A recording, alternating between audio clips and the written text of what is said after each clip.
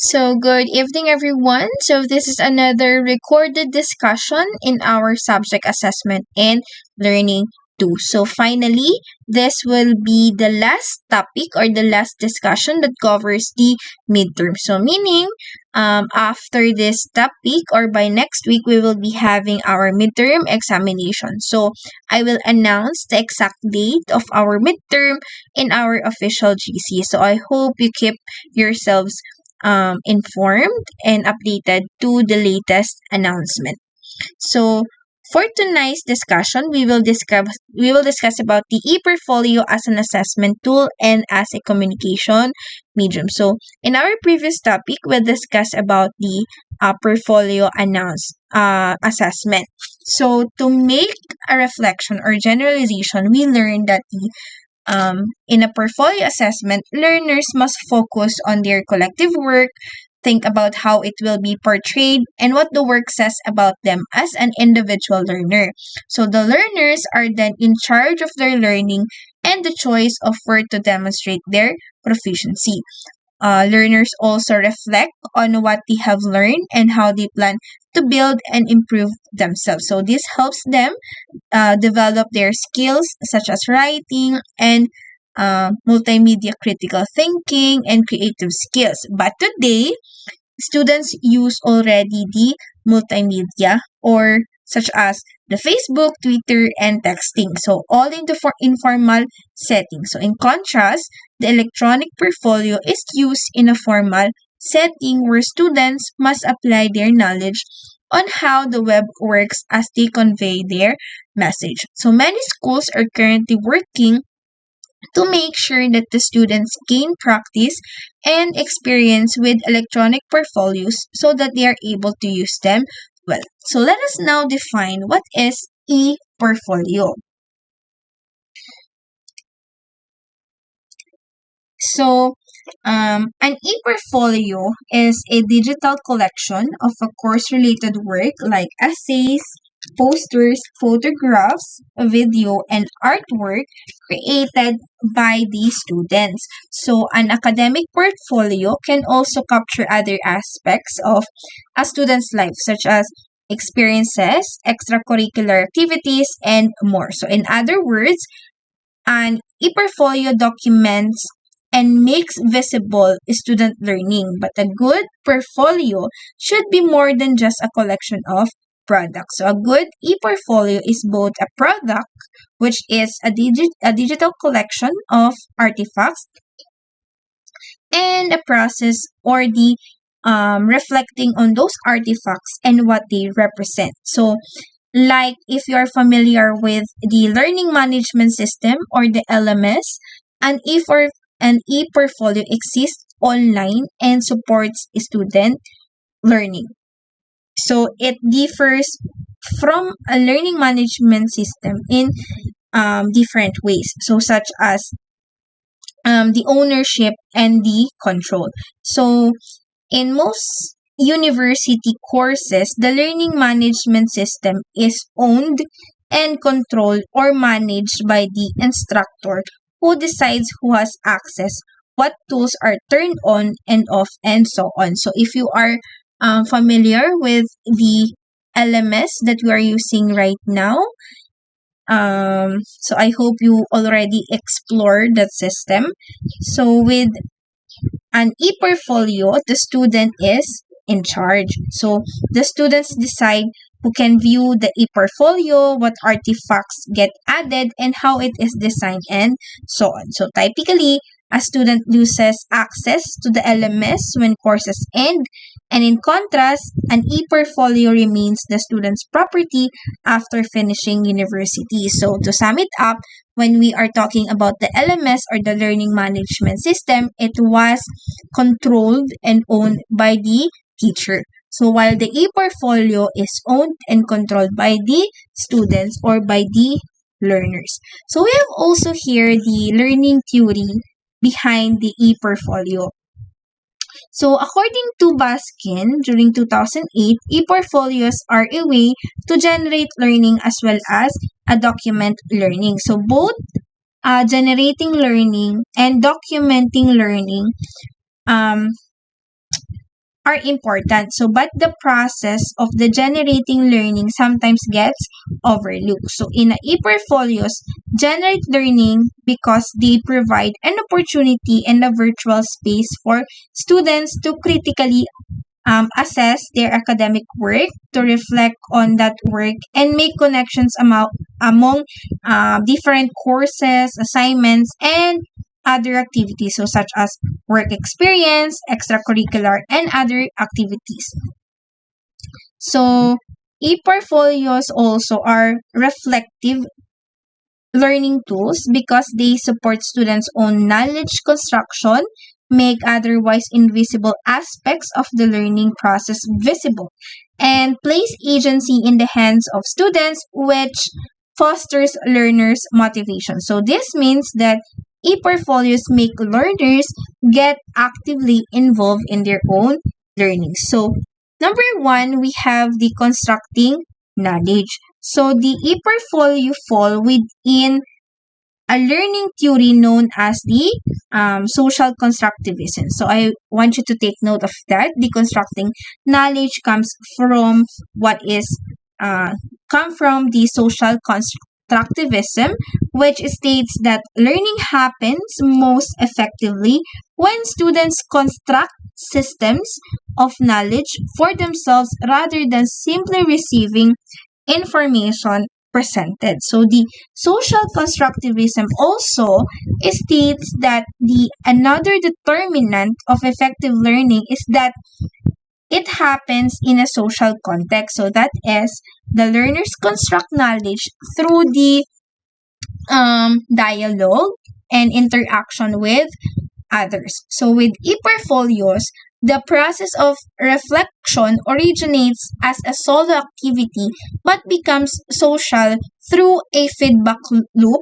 So as the learners, teacher, peers, mentors, and even family members respond to and provide commentary on those reflections. So making and then sharing the e-portfolio with others is somewhat like telling a story. So the story of one's learning journey. So this is indeed constructing knowledge, not simply receiving information presented.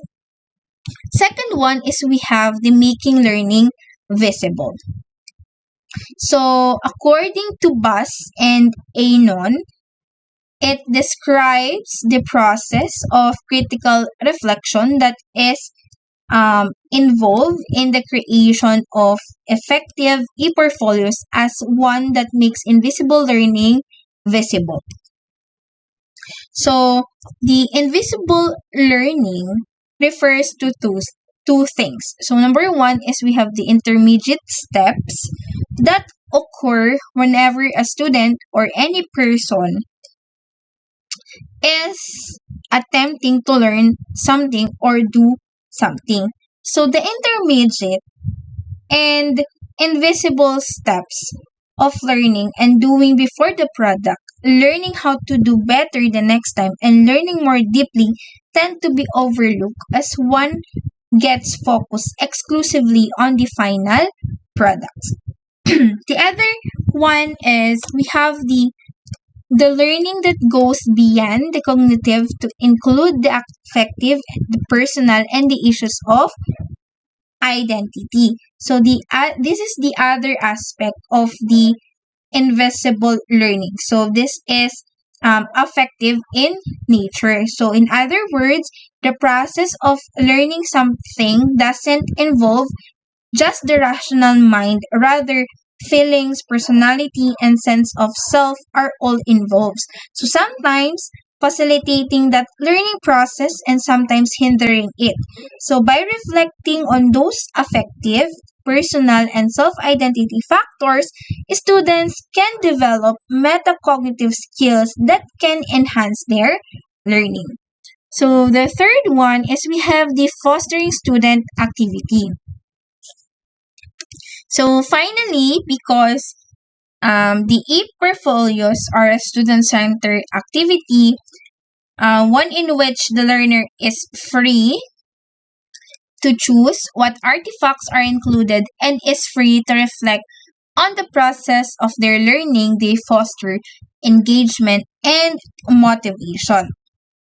So the research on learner engagement with learning suggests that when learners perceive that they have choices in how to learn, they are more engaged and motivated to move beyond simple information acquisition to try to gain an understanding of the subject. So the e-portfolios offer this opportunity for learner control and can support or promote deep learning as learners are able to make connections between the learning that occurs in different contexts. So it is the recognition that learning occurs beyond the classroom that makes e-portfolios attractive to many educators. So we have the learning theory in our e-portfolio. So we have number one is constructing knowledge. We have the making learning visible, and we have the fostering student activity. So let us now proceed to the two types of e-portfolios. So some educators see e-portfolios primarily as a tools for generating new or deeper learning, while the others view them as a tool for assessment. So according to Barrett, describe the difference in perspectives in this way. So there is a distinction between the student-centered e-portfolios and the learners e-centered portfolios. So when we say school-centered e-portfolios, these are driven by assessment of learning. So if you remember in our previous lesson, we defined it as the summative assessment.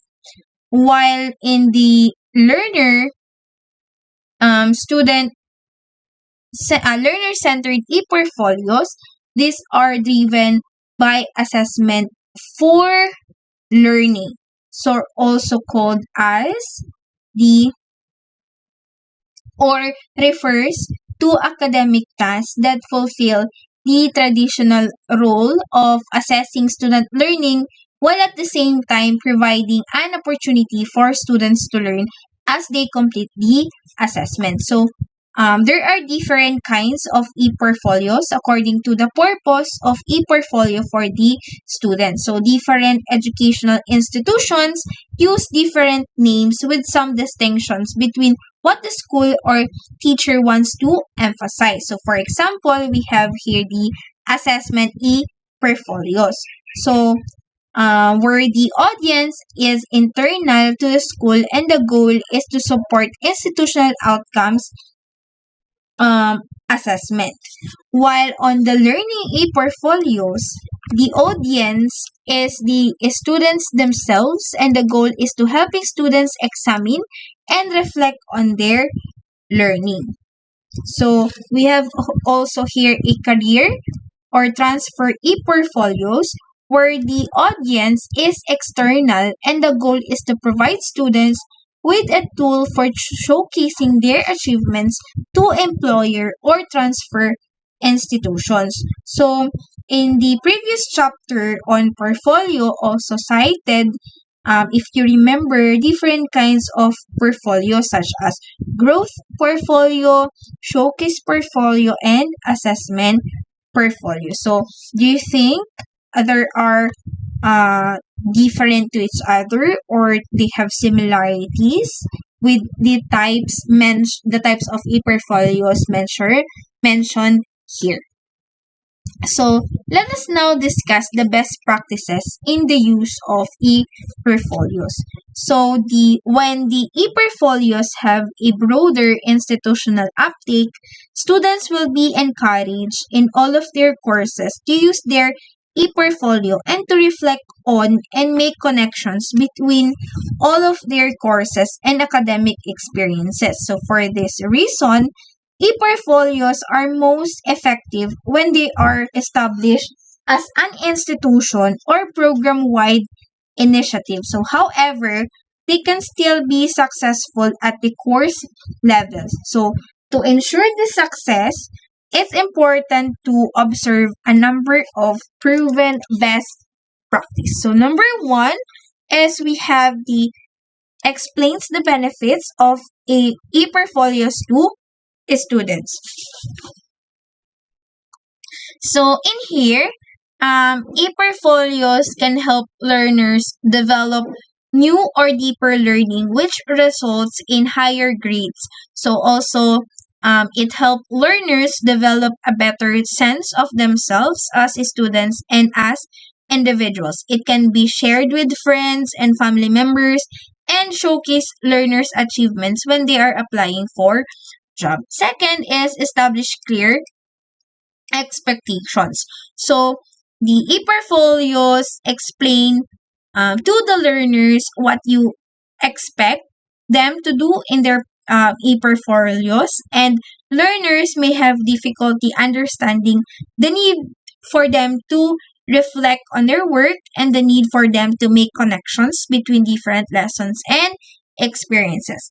Third is we have provide numerous examples for successful e-portfolios. So the direct students to examples of effective e-portfolios like Inkles, a project-focused e-portfolio, or the e-portfolio by knowledge integration that features course skills spotlights and more. We have also here the scaffold student learning. So help students start small. So ask them to choose just one artifact. So for example, just an essay, and have them reflect on the challenges they had to address as they wrote their essay, or have the students select two assignments from different subjects and have them reflect on how each of those assignments help them to better understand the other assignment. So walk the talk. Create an e-portfolio for yourself and share it with your students so you better understand the challenges and benefits of maintaining an e-portfolio, and it will also persuade students that is a useful endeavor. So next is we have the tie e-portfolios to assessment. So maintaining an e-portfolio demands a significant amount of time and energy from students, and they will resent it if their time and energy are not reflected in their final grade. So if e-portfolios are merely an optional assignment that is encouraged but not required, most students will not undertake one. Last is we have the make it social. So integrate viewing and commenting on other students' e-portfolios as part of the assessment. So you could, for example, have a link to each student's blog in the online space that your course has in your school's LMS or the learning management system. So additionally, you could create a discussion forum in that online space where students make helpful and encouraging comments on one another's e-portfolio. So the e-portfolios then become an integral part of the online community of the students. So according to the Georgetown University by Adam Rotman, he defined it as the approach as the hub and spoke model. When it comes to the assessment of e-portfolios, because the e-portfolios require a significant investment of time and energy from students, it is important that they be assessed carefully and that the assessment contributes in a substantial way to a student's final grade in a course. So, however, there are challenges to assessing e-portfolio. So, for example, does one evaluate the quality of a student's reflections? So, furthermore, if the students come to see their e-portfolios as just another assignment, then they will not engage with it in an authentic way, and it may become just another hoop for them to jump through. So, according to Helen Barrett, she suggests that high stakes assessment and accountability are killing e-portfolios as a reflective tool to support deep learning. So a balance need to be found. So one that strives to help students appreciate the genuine benefits that they will experiencing by developing an e-portfolio that captures their work and personal reflections, but which also acknowledges that assessing e-portfolios is not merely a subjective matter. So, in other words, e-portfolios can be personal in nature and yet still um, accessible by objective standards. So, perhaps the best way to overcome these assessment challenges while still ensuring that students benefit from their e-portfolios is to assess e-portfolio with a rubric. So furthermore, consistent formative feedback either left by the instructor or by other students help learners maintain motivation to work on their e-portfolio. So while also providing feedback to assist a subsequent reflections or other additions to their work. So in this case, there is no need to provide a grade for the work they have contributed. So scaffolded feedback to guide them in their learning journey can be very beneficial. So we discussed earlier the assessment rubric.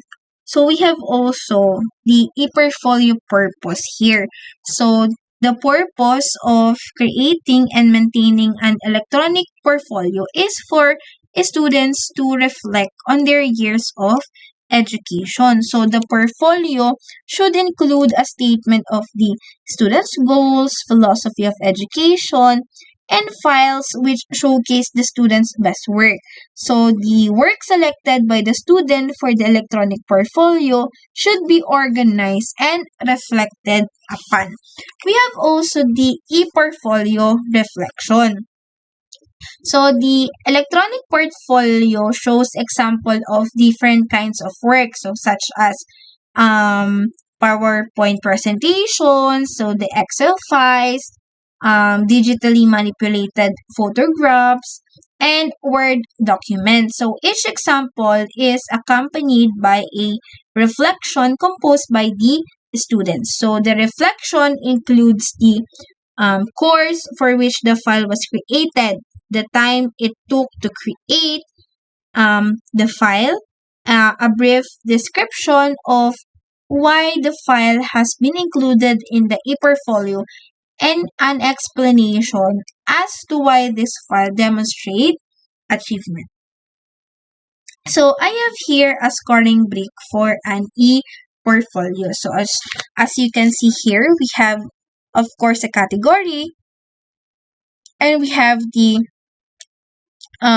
corresponding score points. So for example, in 20 points, we have the exemplary, proficient, and etc. So in a category, we have the selection of artifacts, the use of multimedia, the reflections, creativity, and purpose of the index, and the ease of navigating. So I hope you read the figure I've included in our presentation. So that's all for today's discussion. So I hope you learned something about the difference between the portfolio assessment and the e-portfolio assessment.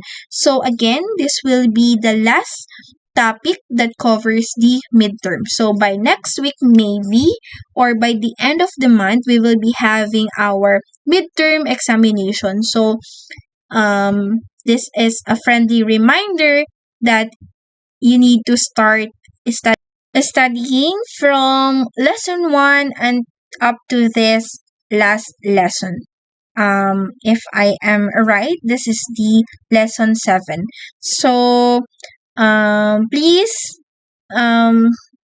keep yourselves updated to the announcement, and by this time I hope you start studying.